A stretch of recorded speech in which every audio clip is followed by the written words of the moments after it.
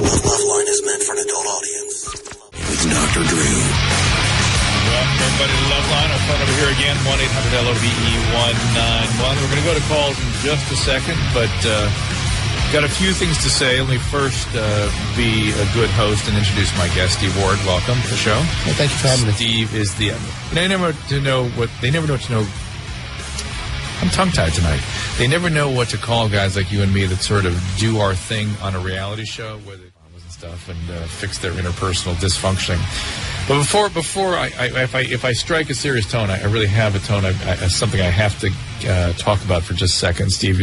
If you'll permit me. No, absolutely. Our friend, a dear friend of this program, and maybe Ann, you want to even be on the mic too a little bit with this.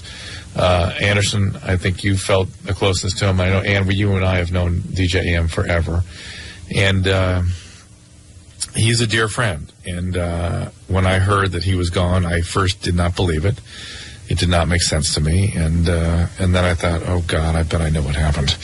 And everything I'm hearing is consistent with that, which is that,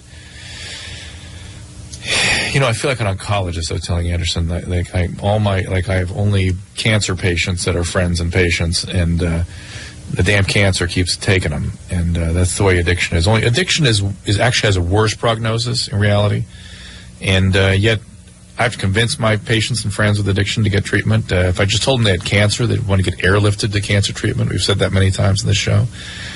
But even people in active treatment and recovery like AM, our lives are at risk. AM, in fact, was one of the most solidly recovering guys I've ever met. And you remember when he brought those shoes to me? He taught me about selfless acts of giving. Right. One day I was here on the show, and I just mentioned that I liked his shoes, and he goes, "I'll get you a pair." And I thought, no, come on. It was almost uncomfortable. He goes, "No, I'll get you a pair." And I thought, all right, sure. 3 days later, he shows up at Ann's office with the damn shoes. And wasn't I there or something by coincidence? I just happened to be there because I remember talking for a to meeting. For a meeting, right. And I said, hey, come on, you got to be kidding. And I was sort of uncomfortable about it. He goes, look. It was like the following day. Was it the following day? And he goes, look, this is how I stay sober. Today, giving to you helps me keep sober. So please, accept this, and thank you for accepting it.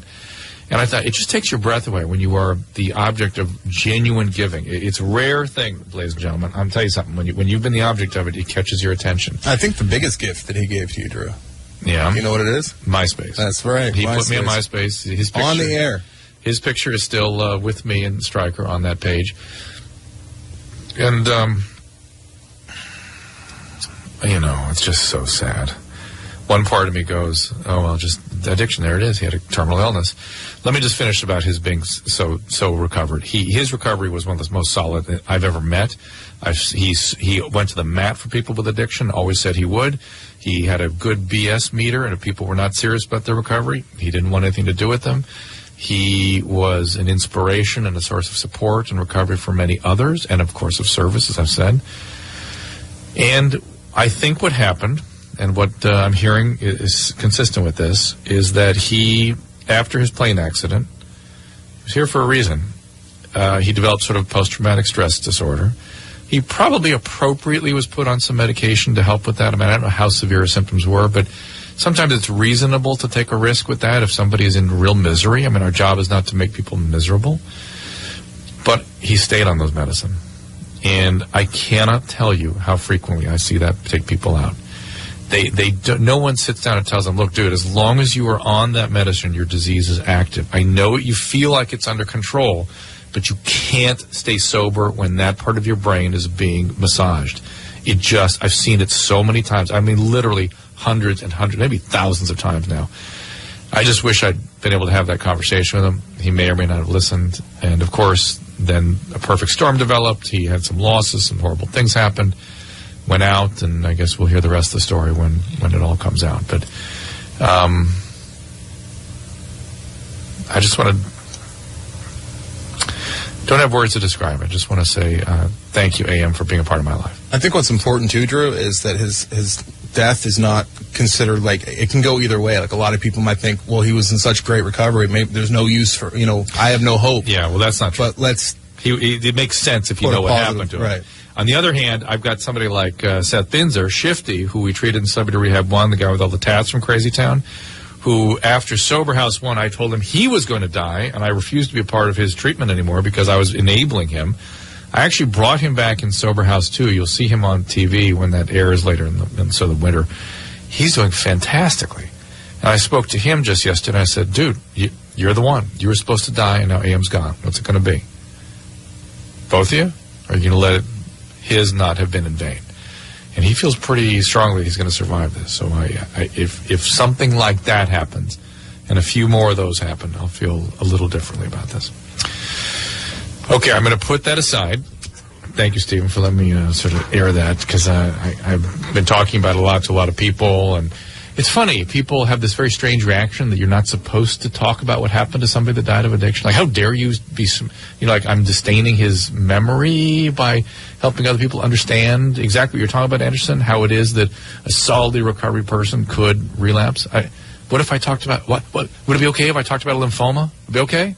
If I talked about how there was a blast response after the initial chemotherapeutic response, I'd be all right to talk about that. But because it's addiction, we all get effed up about it.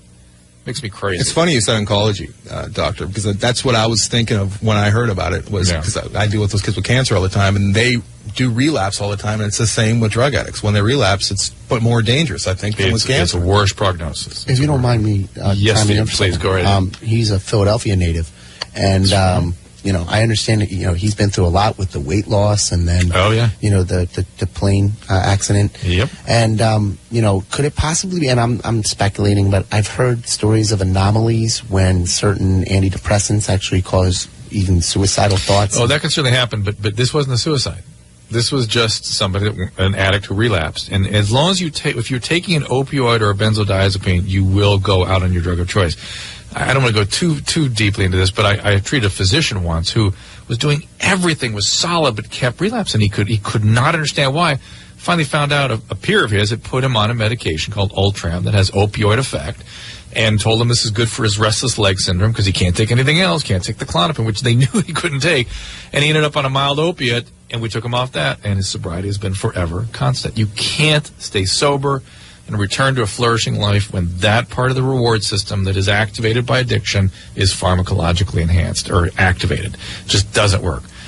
I'll put this behind me. We'll talk. I'm sure I'll be talking about it more elsewhere, but let's get on with Loveline, shall we?